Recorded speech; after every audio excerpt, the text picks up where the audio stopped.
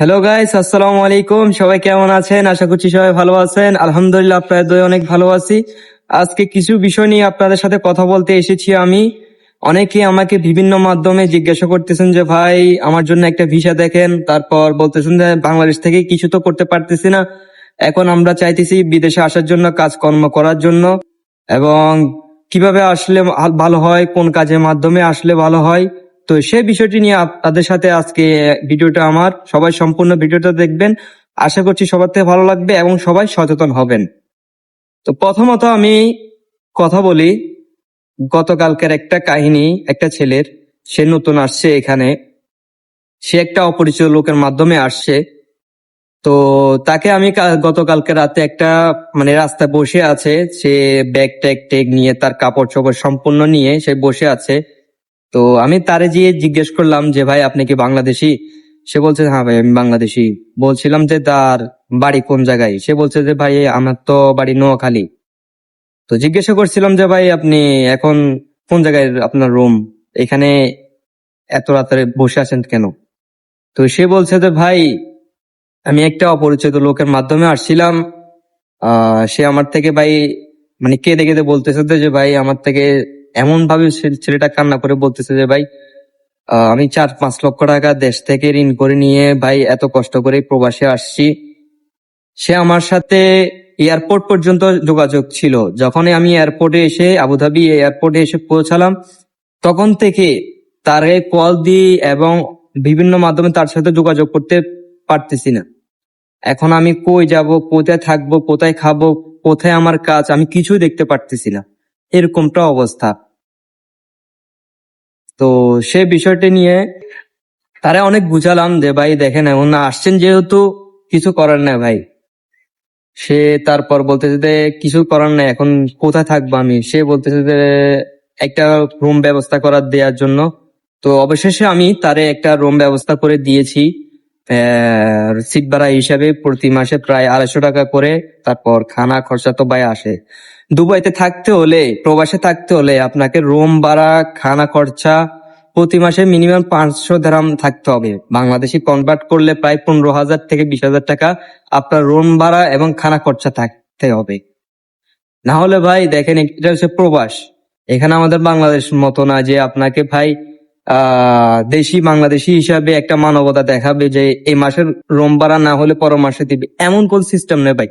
প্রতি মাসের রুম ভাড়া প্রতি মাসে ক্লিয়ার করতে হবে আপনাকে। আর কাজের বিষয়টি নিয়ে হচ্ছে, যারা কোম্পানিতে আছেন তারা হয়তো এখন বুঝতেছেন, অনেক অনেক এমন কোম্পানির লোক আছে যে প্রতি মাসের 1 তারিখ হইলে স্যালারি পেয়ে যায়। আবার এমন এমন কোম্পানি আছে যে 2 মাস, 3 মাস, 4 মাস এরকম করে বেতন আটকা ফেলে দেয়। স্যালারি ঠিক মতো পায় না, ঠিক মতো খাওয়া খেতে পারে না, এমন অবস্থা প্রবাসের অবস্থা ভাই। আমি মনে করি যে ভাই আপনারা বাংলাদেশ থেকে কোনো একটা বিজনেস শুরু করেন এবং কোনো একটা প্রসেসিং করেন ভাই। নিজেকে প্রতিষ্ঠিত করতে হলে অনেক চিন্তা ভাবনা করতে হয়। আমি এমনও বলবো না যে আপনারা প্রবাসে আসিয়েন না, আপনারা আসুন, ভালো কোনো কাজ দেখে আসুন। আপনারা আত্মীয় স্বজন আছে তাদের মাধ্যমে আসুন, যারা এখানে 15 বছর 20 বছর আছে আপনারা তাদের মাধ্যমে আসুন এবং ভালো কোনো কাজ নিয়ে আসুন। আপনারা নিজের দেশ থেকে যদি কোনো কাজের অভিজ্ঞতা থাকে তাহলে আপনারা আসুন, কোনো সমস্যা না ভাই। আপনি প্রতি মাসে 40-50 হাজার টাকা ইনকাম করতে পারবেন যদি আপনার কাজের অভিজ্ঞতা থাকে নতুন হিসাবে, এবং যদি আপনি এখানে যদি ভাষা এবং কাজ পুরোপুরি জেনে যান তাহলে তো আরো ভালো ভাই। আপনার জীবনে ভাই একটা, কি বলবো, আজকাল এই প্রবাসের ভাই অনেকেই টাকার কাছে এমন ভাবে মানুষকে এমন পরিস্থিতিতে ফেলে দেয় যা বলার বাহির।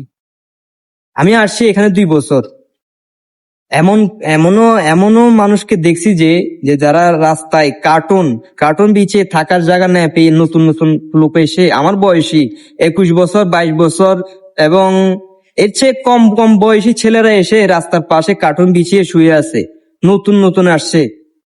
প্রথম প্রথম আমার নিজের চোখে দেখা, আমিও এরকম পরিস্থিতি ফেস করছি, যা বা আপনাদেরকে বলতেছি ভিডিওর মাধ্যমে।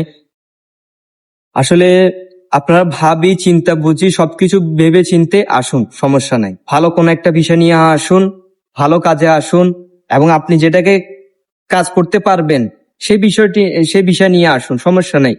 আপনার ভাই আছে এখানে, আজকে ধরেন সে কোনো বড় মার্কেটে কাজ করতেছে এবং বড় বড় লাইনে আছে, প্রতিষ্ঠিত আছে, তাহলে আসুন, সমস্যা নেই। আমি যেটা মনে করেছি।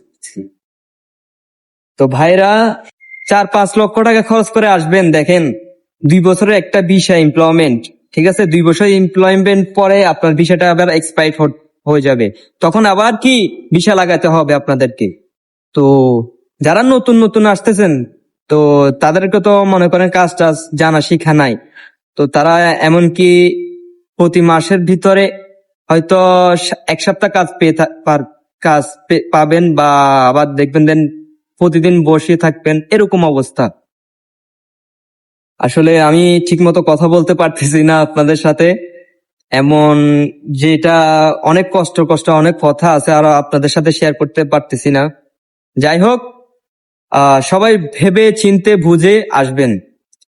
আর আত্মীয়দের মাধ্যমে আসুন, কোনো পরিচিত মানুষ থাকলে আসুন, দালালের মাধ্যমে আসবেন না ভাই, প্লিজ অনুরোধ করে বলতেছি আপনাদেরকে, আপনারা দালালের মাধ্যমে আসুন না। দেশের টাকা দেশের থাকুক ভাই, 4-5 লক্ষ টাকা দিয়ে আপনি বাংলাদেশে কোনো একটা বিজনেস করেন, সেটাই হচ্ছে অনেক বেটার। এখানে আসে ভাই থাকার জায়গা পাইতেছেন না, খাবার ঠিক মতো খাওয়াতে পারতেছেন না, দুনিয়ার টেনশন ডিপ্রেশন আপনার মাথার ভিতর এর মনে এমন ঘুরবে। তো যাই করবেন বুঝে চিনতে এবং সম্পূর্ণ নিজের বিবেক খাটিয়ে করবেন কাজ। কথায় আছে ভাই, ভাবিও করিও কাজ, করিয়া ভাবিও না। তো আজকের মতো ভিডিওটা আমার, সবার থেকে কেমন লেগেছে ভিডিওটা আমার, সবাই সম্পূর্ণ ভিডিওটা দেখছেন আশা করছি। সবাই লাইক, কমেন্ট এবং শেয়ার করবেন। আবার অন্য কোনো ভিডিওতে আপনাদের সাথে দেখা হবে। আল্লাহ হাফেজ।